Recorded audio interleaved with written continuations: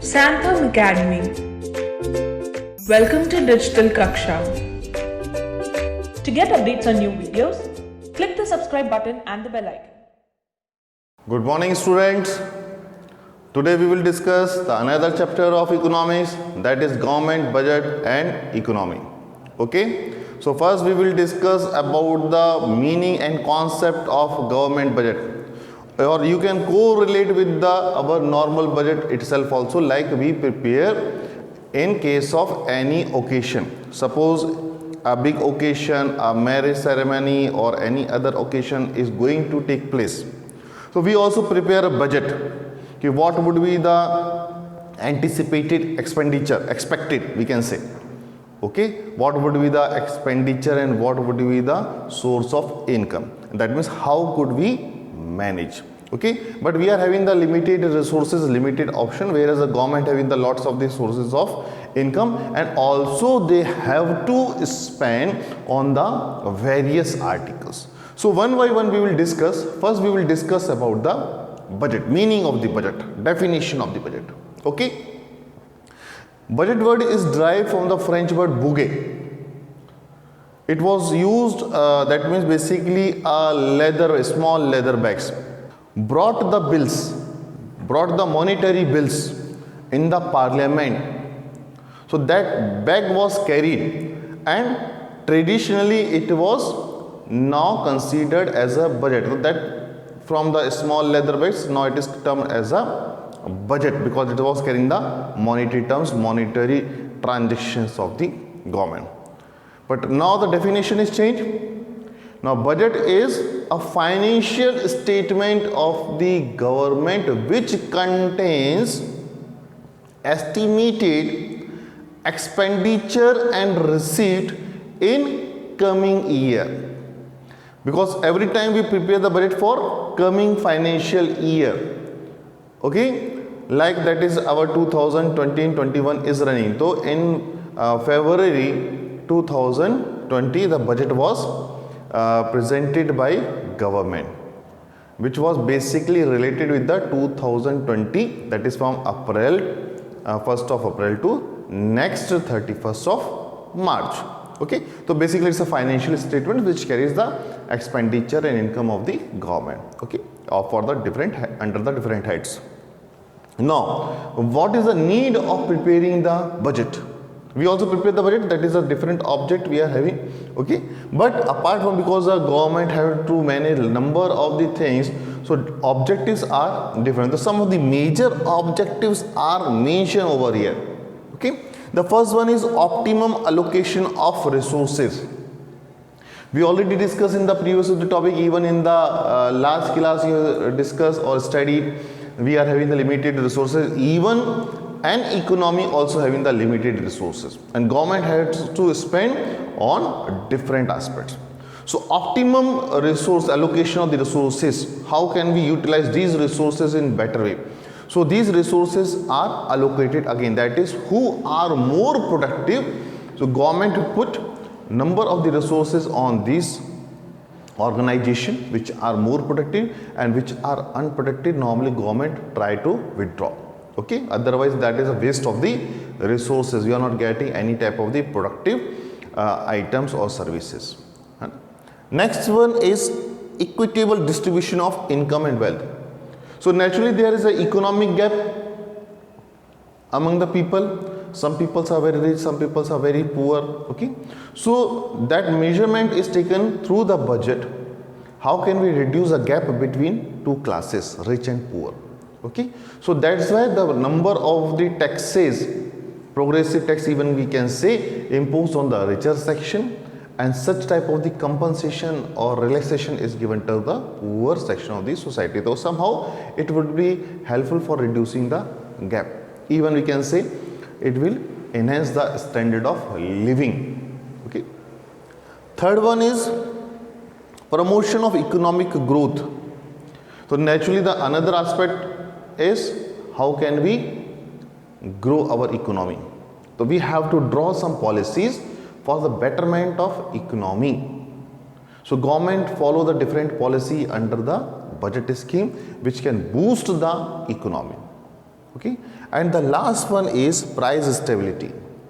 During the recession, during the boom period, prices sometime due to the hyperinflation and increases up to the some undesired level. So naturally in that condition, the people, especially the poor section, normally suffers a lot. So through the different measurement, government try to reduces or try to control the price up to some certain limit or certain extent. If it moves ups and downs, it's okay. Okay, so government also control the price of the especially the essential articles. So these are the some object welfare is also associated, because you will find number of the welfare schemes project started by the government. So government also spent, so there is a separate funds also allocated for the welfare project like education, like subsidies for the old age pension, unemployment allowances. Okay, so these things also added under the government. Now we will discuss about the components of budget. These are the objectives. Now we will discuss components. So broadly we can classify the components in two parts: budget expenditure and budget receipt. Okay, one hand we are having the expenditure, another side the source of income. So now we will discuss about the components of budget. Now let's discuss the components of budget. As we have discussed already, components of budget are budget expenditure and budget receipt, that is income and expenditure. Okay, inflow and outflow of the money.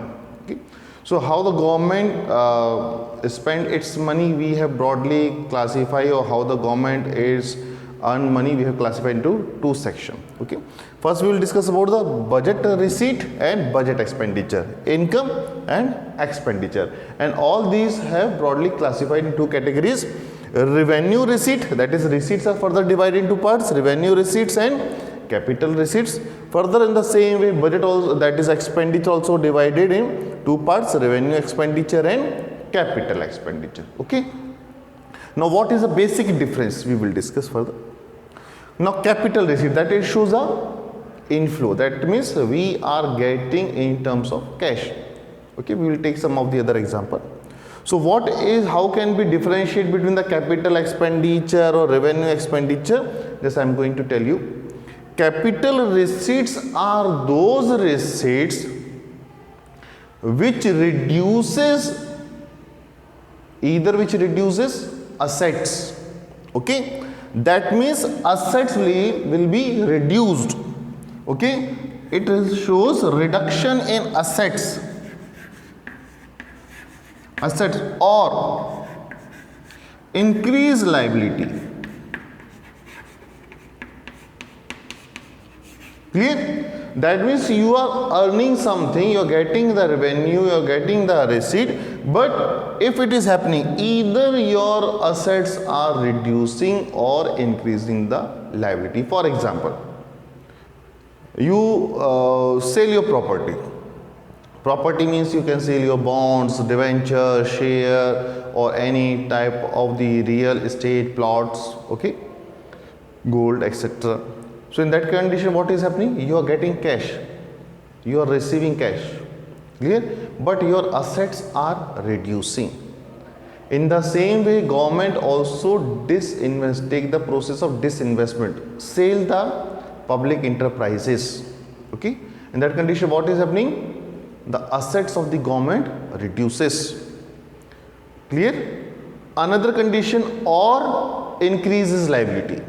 That is, both the things cannot be go simultaneously. Either the one transaction, the another one transaction will take place. So, or we can say the liability will increase. I have borrowed, I have taken some loan. Clear? I received the amount, but it's a liability to me. Clear? That means my liability has been increased. So in the both the condition, if the transaction like that, if it reduces the assets or increases the liability, will be termed as capital receipt. If there is no effect on assets or liability side, it will be termed as revenue receipt. Neither it is creating liability nor it is reducing assets. it will termed as revenue receipts. Okay, it is recurring in nature. In the same way, we will discuss about the capital expenditure and revenue expenditure. Okay. First, we will discuss about the capital expenditure, that it shows the outflow of the money. Okay. Now the government is spending. Now, in case of the capital expenditure, the case will be inverse. Assets, either the assets will increase, you will create the assets, or reduce the liability. Just opposite of the capital receipts. Here the assets were reducing, here assets will increase, or liabilities are increasing, here liabilities will decrease. Okay. For example, I have purchased a plot or a flat or some bonds or security, etc. So it is an expenditure for me, but at the same time it is creating assets. Okay. Asset formation is taking place, assets are increasing. Or another case, in the last case I have discussed, I have taken a loan, now I am going to repay. Okay. So that is expenditure for me. When I am going to repay the loan, it is expenditure for me, but same time it is reducing my liability. So these type of the transaction which create assets or reduces liability comes under the capital expenditure. Rest of the expenditure which does not create any assets nor reduces any liability comes under the revenue expenditure. So basically, if you are able to understand capital receipt and capital expenditure, rest of the transaction naturally will be termed as revenue receipt and revenue expenditure. That is okay. Now we will discuss revenue expenditure, revenue receipt, capital expenditure and capital receipt. Okay. So first we will take about the receipts, revenue receipt, because it's one of the important source of income of government. Okay. So definition we already discussed. Now we will discuss the under the revenue receipt, what transaction, what are the items included. Now we will discuss about the revenue receipts. We already discussed revenue receipts are those receipts neither which reduces assets nor creating liability. Okay. Now we have further, it is divided into two part, tax revenue and non-tax revenue. Some of the basic example of tax revenue and non-tax revenues are given here. Tax is a compulsory payment to the government if you are liable to pay. Okay, you can't escape from it. So some of the important taxes which are given apart from the number of the taxes also imposed by the government: income tax, corporation tax, sales tax, GST, VAT, custom duties, etc. These are the part of tax revenue. The government generates lots of the income or lots of the receipts through tax revenue. Non-tax revenue are fees and permit. When we are taking license, we have to pay the fees. Okay, like suppose a transportation company need to travel across the India, they need permit. If you need a driving license, you will have to pay the fees.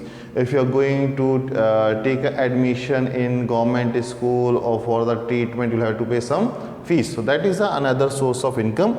Gifts and grants is given by like the International Monetary Fund. Corona is going on, they have supported, they have given some grant or financial assistance. That is also part of the non-tax revenue.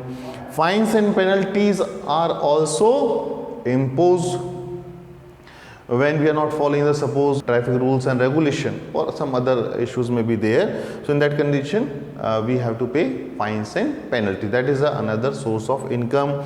Income from public sector, government also running lots of the organization like railway, BSNL, nationalized bank also run by the government. In the same way, insurance companies like LIC and GIC, General Insurance Company, okay, petroleum company, number of the organizations of public sectors are running by government. So they also generate the profit, and that is a part of income for government which comes under the non-tax revenue. Escheat is those type of revenue when there is no legal heir of a particular property. Okay, so in that condition, that is taken by the government and source of the income, because no one is going to claim. So these are the some tax revenue and non-tax revenue comes under the revenue receipt. Thank you. Have a nice day. Thanks for watching. If you like this video, make sure to like, share and subscribe for more.